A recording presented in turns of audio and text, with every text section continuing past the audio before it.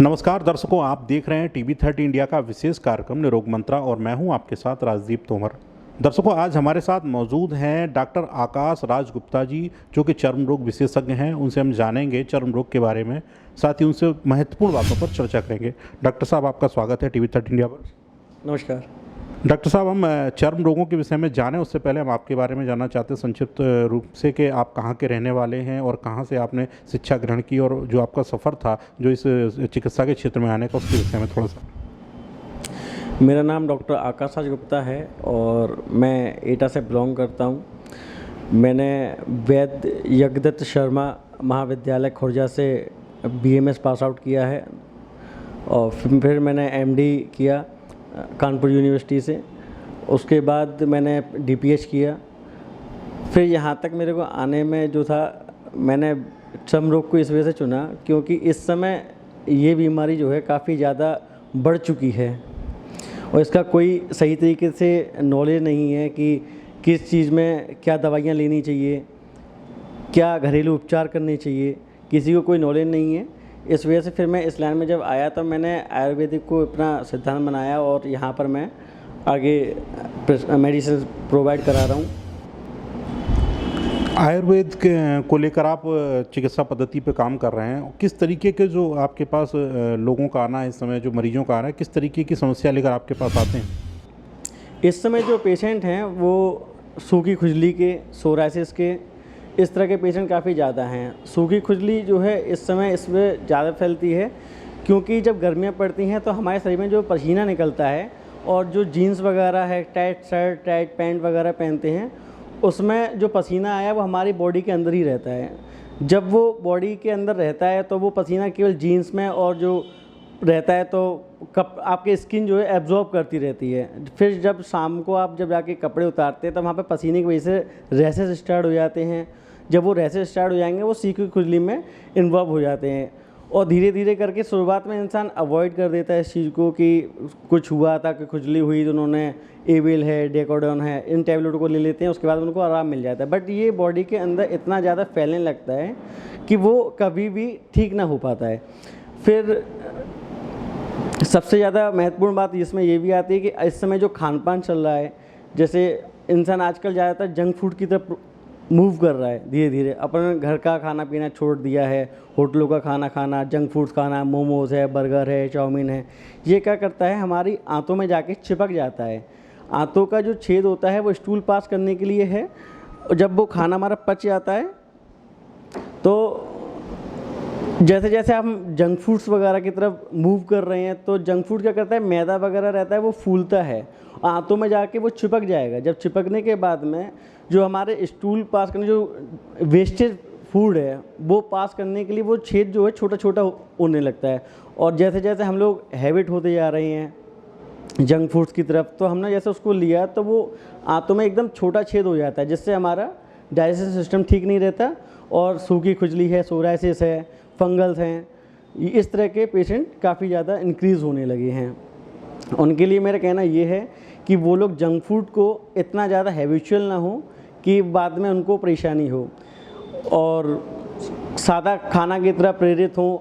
पहले कई पेशेंट जो थे, बड़े बुजुर्ग थे, वो लोग इतना जंक फूड्स वगैरह नहीं खाया करते थे, उस समय हुआ भी नहीं करता था। वो फल फ्रूट्स पर, ड्राई फ्रूट्स पर, घर के खाने पर, देसी घी पर, गुड़ पर, इस चीज़ों पर ध्यान देते थे। वो आजकल सब लोग भूल चुके हैं कि हमें क्या खाना है। अपना सबसे पहले तो डाइट शेड्यूल बनाना चाहिए उनको कि हमें मॉर्निंग में उठने से लेकर शाम तक हमें किस टाइम पर क्या चीज़ लेना है, जिससे कि ये जो स्किन डिजीज़ हो रही हैं वो बंद हो जाएगा। और फल फ्रूट्स वगैरह जो रहता है वो हम लोग को इम्यूनिटी पावर देता है, वो आजकल कोई भी नहीं खाता, वो किसी को पसंद ही नहीं है। ड्राई फ्रूट्स किसी को पसंद नहीं है। आजकल सुबह से लेकर शाम तक जो भी इंसान देता है वो केवल जंक फूड्स की तरफ रहता है। सुबह उठेंगे सबसे पहले नाश्ते में बनाएंगे तो चाउमीन खाएंगे, बर्गर खाएंगे, इस तरह का रहता है। तो वो हम लोग पचा नहीं पाते। जब पचता नहीं है तो उनके लिए ये स्किन जो प्रॉब्लम्स आ रही हैं उनको ज़्यादा होने लगा है। तो मेरे को उनसे कहना ये है कि वो लोग जंक फूड्स वगैरह ज़्यादा ना लें, जिससे आपका आंतें साफ़ हो। आंतें साफ़ करने के लिए जो अब तक ले चुके हैं घर के उपचार मैं बता रहा हूँ इस समय, जो आप घर पे अपने रहने के बाद में भी इसको ले सकते हैं, मेडिसिन वगैरह लें। अपना सबसे पहले पेट को साफ़ रखें। पेट साफ कैसे होगा? कॉमन सी मेडिसिन है डर्कोलेक्स, आप उसको लीजिए।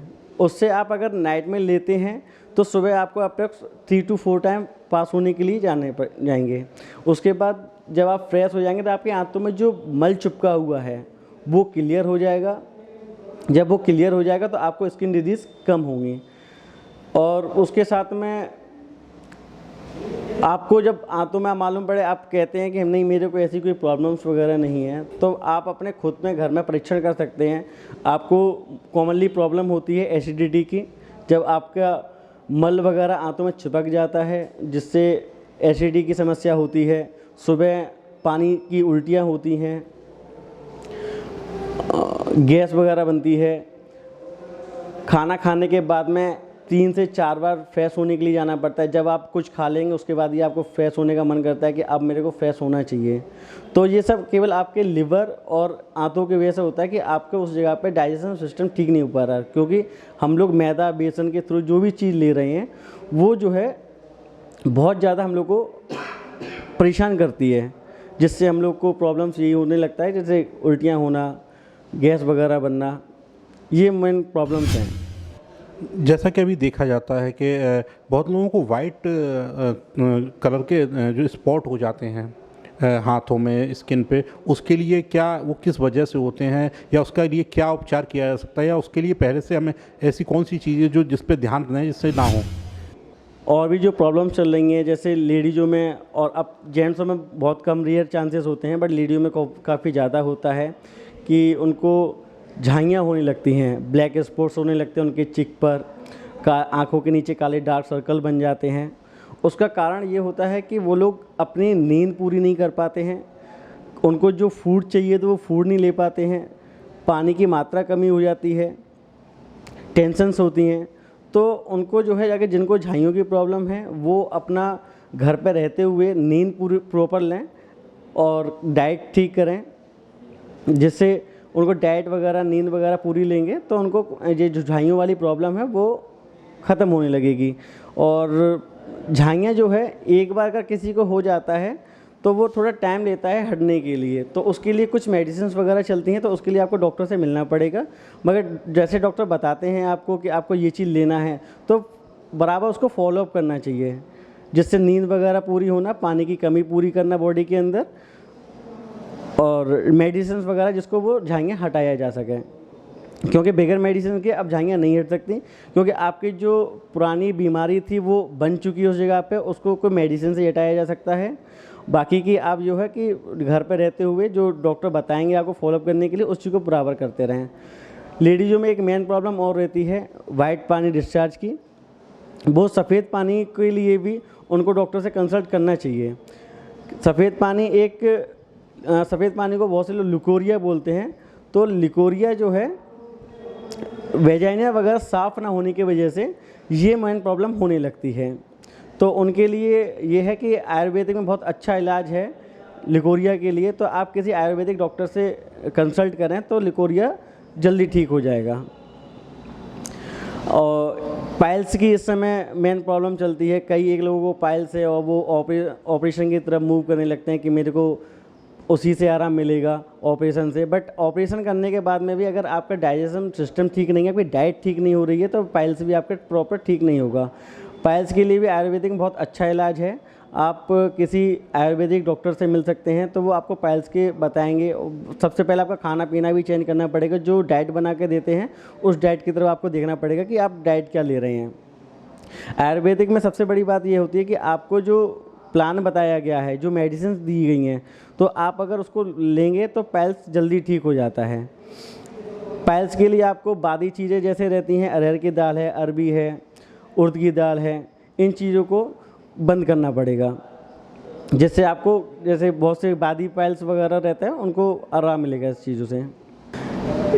इस समय जो है सूखी खुजली के बारे में ये है कि जो लोग इस समय बरसात का मौसम चल रहा है, बरसात में और गर्मियों में ये एलर्जी जो है काफ़ी ज़्यादा इंक्रीज़ होने लगती है बॉडी के अंदर। उसके लिए बेस्ट ट्रीटमेंट ये है कि अगर आप एसी में, कूलर में रहते हैं तो आप तुरंत घर से निकलें उससे कम 15 से 20 मिनट पहले आपकी एसी या फिर कूलर के सामने हट जाना चाहिए या फिर बंद कर देना चाहिए, जिससे ये जो आप घर से बाहर निकलेंगे तो आप एटमॉस्फेयर जो इस समय मार्केट का चल रहा होता है उसमें आप मिक्स होने के तैयार रहते हैं।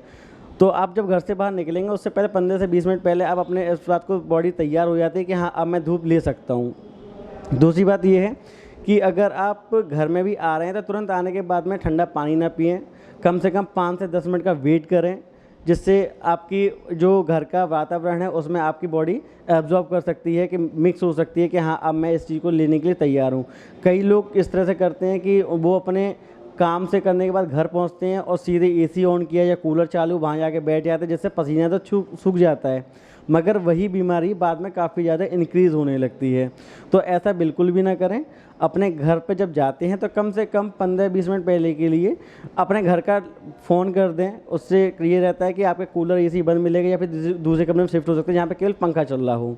अगर आप ऑफिस में आपके एसी है, पंखा है, कूलर है, उसमें आप बैठते हैं तो आप गाड़ी वगैरह घर जाते हैं तो आपको ठीक है कि हाँ वहाँ पे आप एब्जॉर्ब हो सकते हैं, मगर आप दुकान पे बैठे हुए हैं, धूल वगैरह ले रख रहे हैं और सीधे घर पहुँचे बाद कूलर के सामने आते हैं तो मोस्टली डायरिशिंग के, सोराइसिस के, फंगल के, इस तरह के केसेस वहीं से उत्पन्न होते हैं। बहुत महत्वपूर्ण जानकारी है जो डॉक्टर साहब आपने हमारे दर्शकों के लिए बताई। आप स्वयं भी युवा हैं और युवाओं के लिए कोई संदेश जो चिकित्सा के क्षेत्र में आना चाहते हैं?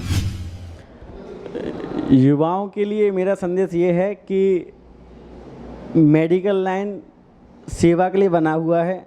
अगर आप यहाँ पर पैसा कमाने के लिए आते हैं तो आप पैसा कमाने पर रहेंगे तो आपके पास ज़्यादा अपॉर्चुनिटी नहीं है, क्योंकि पेशेंट एक ही बार आता है, या आप जिसको भी देख रहे हैं, जिसके आप सानिध्य में जिसको आप गाइडेंस मानते हैं, तो आप उनसे प्रेरित लें कि उन्होंने अपना काम कहाँ से लेके कहाँ तक पहुँचे हैं।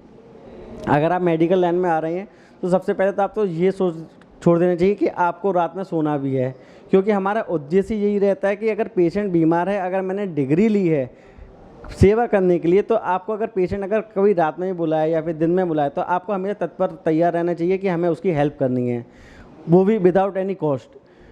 अगर आप इस तरीके से करने आते हैं तो बहुत अच्छा लाइन है। इन फ्यूचर अपने इंडिया के अंदर डॉक्टरों की काफ़ी ज़्यादा कमी है। आप जिस चीज़ में जाएंगे, MBBS, BMS, BHMS, जिस ट्रेड में जाना चाहें, जो आपको पसंदीदा लगता है कि ये डिग्री बेस्ट है, आप उसके लिए काफ़ी ज़्यादा मेहनत करें। अप्रॉक्स 16 to 18 आवर के लिए आपको स्टडी करनी पड़ती है। MBBS के और BMS वाले, BHMS वाले इतने आवर की स्टडी करते हैं, तभी आप आगे बढ़ पाएंगे। स्कोप बहुत है। अगर आप देखें प्राइवेट प्रैक्टिस से लेकर गवर्नमेंट हॉस्पिटल तक हर जगह नीड है डॉक्टरों की, बट आपको यहाँ पे आने के लिए सबसे पहले आपको ये बात छोड़ना पड़ता है कि मैं यहाँ पे पैसे कमाने के लिए आ रहा हूँ। बहुत बहुत धन्यवाद डॉक्टर साहब, आपने बहुत महत्वपूर्ण बातें हैं जो हमारे दर्शकों के लिए बताई, और आपने चर्म रोग के साथ साथ और भी बहुत सारे रोग हैं उनके विषय में बताया और उनसे बचने के तरीके, उपाय, उपचार भी बताए। बहुत बहुत धन्यवाद डॉक्टर साहब का। धन्यवाद।